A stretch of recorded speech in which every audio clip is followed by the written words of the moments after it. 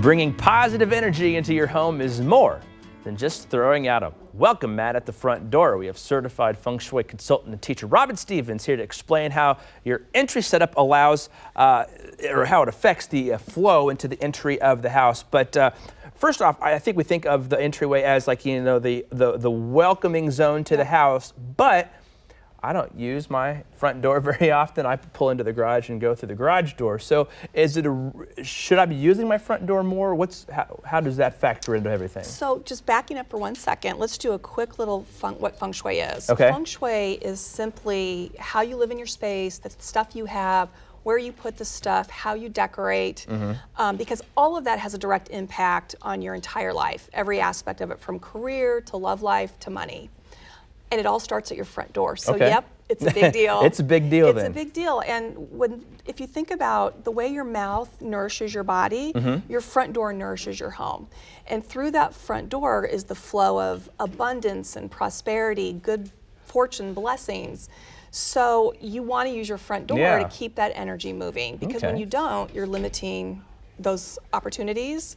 So I'm not telling you not to come in through your garage door, but just make sure you go when you open your door, let some fresh air go get the mail. Oh yeah. Just make sure you use it. You're using it. Okay. Yep. Maybe not all the time, but definitely make sure it's something that you go to every once in a while. Get that energy moving. Moving the energy. All right. I've heard things said about different colors for your front door. Specifically, you should have a red front door. Does it matter?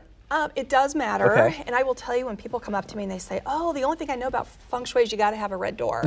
Well, yeah, in some cases, a red door is a great option, because a red door can offer protection, it can attract the chi, but here's the thing.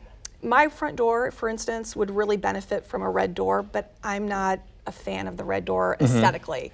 So I think as important as having the red door is having a color that you like. It's one of the last things that you see when you leave, one of the first things you see when you come home, so it has to make you happy when you see it. So as long as it's aesthetically pleasing to you, maybe you're getting those same vibes instead of just having the red door. You're seeing what you like, so you're still getting those same vibes that the red door would get. And there's definitely recommendations I make based on situations. Like in my situation, I've got a beautiful orange door, which will do the same thing. Okay. Well, let's kind of stay out on maybe the front porch or the yard area. It's cold outside.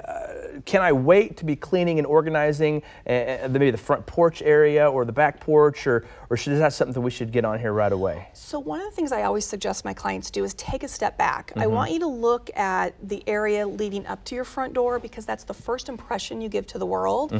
It's telling the world what you want out of life. So, oh man. Right. So really be objective and just take a good look at how you're being represented and what you're saying to the world. So, you know, we're in Kansas City, the weather can change like that. So weather permitting, get rid of the dead plants in your seasonal pots, get rid of the cobwebs, the leaves, do what you can now. I wouldn't wait. Do we want as much color as we can on that approach to the front door? I mean, color's great. Outside of plants though too, should we have like, you know, different colors that go along with that red for the front door, or whatever palette we choose for the front door, or?